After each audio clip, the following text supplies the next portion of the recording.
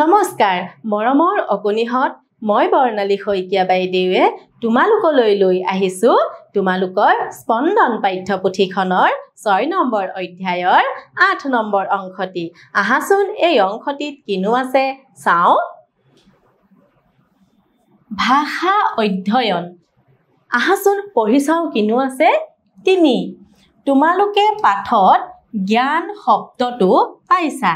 এই শব্দটোত থকা যুক্তাক্ষৰটো ব্যৱহাৰ হোৱা আন শব্দ পঢ়ি চাও আহা তোমালোকে পাঠটিত এই জ্ঞান শব্দটো পাইছা আৰু জ্ঞান এইটো যুক্তাক্ষৰটো পাইছা তোমালোকে এতিয়া আমি এই যুক্তাক্ষৰটো থকা আন কিছুমান শব্দ আছে সেই শব্দসমূহ পঢ়ি চাও আহা মই পঢ়ি যাম তোমালোকে শুনি যাবা অজ্ঞ যজ্ঞ বিজ্ঞ জিজ্ঞাসা আজ্ঞা প্ৰজ্ঞা সংজ্ঞা বিজ্ঞান তোমালোকে শুনিলা নহয় এতিয়া তোমালোকেও তোমালোকৰ পাঠ্যপুথিৰ পৰা পঢ়িবলৈ যত্ন কৰিবা তাৰ পাছত চাও আহাচোন তলৰ বাক্য দুটালৈ মন কৰা এতিয়া চাও আহাচোন কি কিনো বাক্য আছে তেওঁলোকৰ এটি পুত্ৰ সন্তানৰ জন্ম হয় তেওঁলোকৰ এটি কন্যা সন্তানৰ জন্ম হয় এতিয়া কি কৈছে তলত চাও আহাচোন পাঠত এই বাক্য দুটা আৰু সংযোগ কৰি এটা বাক্য কৰিছে এতিয়া এই দুইটা বাক্য মাজত আৰু শব্দটো যোগ কৰি দুইটা বাক্য একেলগে লিখিছে কেনে ধৰণেৰে লিখিছে চাওচোন আহা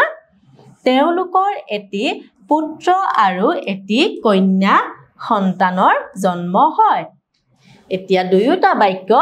লগ কৰি এটা বাক্য কৰিলে নহয়নে দুইটা বাক্যৰে অৰ্থ একেটা বাক্যতে প্ৰকাশ পাইছে এইবাৰ চাও আহাচোন তুমিও এনেদৰে তলৰ বাক্য কেইযোৰ লগ লগাই একোটাকৈ বাক্য লিখা এতিয়া আমাক নিজে কৰিব দিছে নহয়নে ক নম্বৰতে আছে অমিতে কলম আনিছে অমিতে বহি আনিছে এতিয়া এই বাক্যটো যদি আমি কি কৰো লগ লগাই লিখো তেতিয়া মাজত আমাৰ আৰু শব্দটো দিব লাগিব নহয়নে গতিকে আমি আৰু শব্দটো বহাই লিখি চাও আহাচোন অমিতে কলম আৰু বহি আনিছে নহয় জানো তাৰ পিছত চাও আহাচোন খ নম্বৰতে আছে অৰ্পিতাই গান গায় যদুৱে গান গায় এতিয়া যদি আমি এই বাক্যটো লগ লগাই লিখো তেতিয়া হ'ব অৰ্পিতা আৰু যদুৱে গান গায় ইয়াতে আমি আৰু শব্দটো সংযোগ কৰি দিলো নহয়নে তাৰ পাছত চাও আহা মই পঢ়ো মই লিখো এইটো যদি আমি একেলগে লিখো তেতিয়া হ'ব মই পঢ়ো আৰু লিখো নহয় জানো তোমালোকেও তোমালোকৰ পাঠ্যপুথিৰ পৰা লিখিবলৈ যত্ন কৰিবা এইবাৰ চাও আহাচোন পাঠত 5 নম্বৰতে দিছে পাঠত ল'ৰা পুৰুষ আৰু ছোৱালী মহিলা বুজাবলৈ পুত্ৰ আৰু কন্যা শব্দ দুটা ব্যৱহাৰ কৰিছে এতিয়া তলৰ শব্দকেইটাৰ মহিলা বুজোৱা শব্দবোৰ পাঠৰ পৰা বিচাৰি উলিয়াই লিখা কি কৈছে পুৰুষ আৰু ছোৱালী মহিলা বুজাবলৈ পুত্ৰ আৰু কন্যা শব্দ দুটা ব্যৱহাৰ কৰিছে তলত এখন তালিকা দিছে পুৰুষ বুজোৱা শব্দকেইটা লিখি দিছে আৰু আমি কি কৰিব লাগিব মহিলা বুজোৱা শব্দকেইটা লিখিব লাগিব এতিয়া চোৱাচোন প্ৰথমতে কি আছে ল'ৰাজন পুৰুষত ল'ৰাজন হলে মহিলাত কি হ'ব বাৰু ছোৱালীজনী নহয়নে গতিকে আমি ইয়াত কি লিখিম ছোৱালী জনী নহয় জানো তাৰ পাছতে চোৱাচোন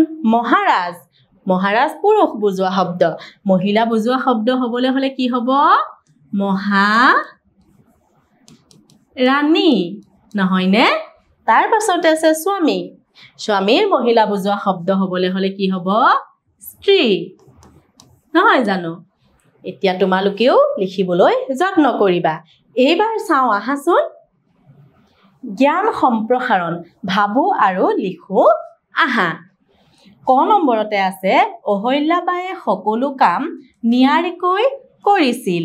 বাবে সকলোৱে তেওঁক ভাল পাইছিল মাৰা দেউতাৰাই তোমাক ভাল পাবলৈ তুমি কি কি কৰা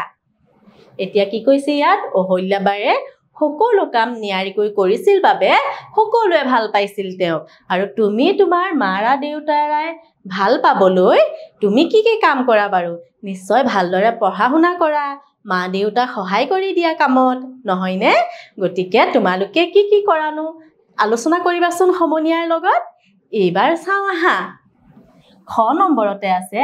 অহল্যাবাইৰ কোনবোৰ গুণ তোমাৰ ভাল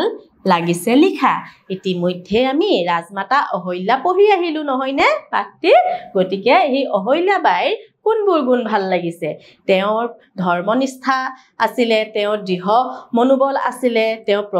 প্ৰজাহিতৈষী আছিলে প্ৰজাৰ মংগলৰ কাৰণে কাম কৰিছিলে নহয়নে তেওঁ যুদ্ধ বিদ্যাতো পাৰ্গত আছিলে তোমালোকৰ তেওঁৰ কোনবিলাক গুণ ভাল লাগিছে আলোচনা কৰিবাচোন দলত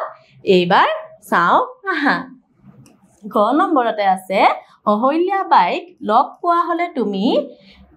তেওঁৰ লগত কি কি কথা পাতিলাহেঁতেন এতিয়া ভাবাচোন তুমি অহল্যাবাইক যদি লগ পালাহেঁতেন কি কথা পাতিলাহেঁতেন বাৰু ভাবিবাচোন তোমালোকে তাৰ পাছত চাওঁ আহা ঘ নম্বৰ আছে অহল্যাবাইৰ বাহিৰে তুমি আৰু কাক কাক লগ পাবলৈ বিচৰা এতিয়া তোমালোকে ভাবাচোন অহল্যাবাই বাহিৰে আৰু কাক কাকনো তুমি লগ পাব বিচাৰা এইবাৰ চাওঁ আহা জানো আহা পানিপথৰ তৃতীয় যুদ্ধ